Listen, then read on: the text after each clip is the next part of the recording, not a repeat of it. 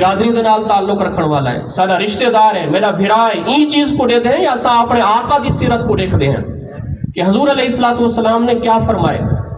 حضور علیہ السلام نے جڑا یہ معاہدہ اوائل جوانی دے وچ کیتا حلف الفضول، این معاہدے دی روشنی دے وچ بھی ساڈا کیا طریقہ کار ہونا چاہیے؟ کیا اسا این چیز کو دے دیں؟ این چیز دے اوتے اسا کین سے دیکھ دے، غور و فکر کین سے کریں دے، اسا صرف اپنے تعلق کو نبھاون دی کوشش کریں دے ہیں۔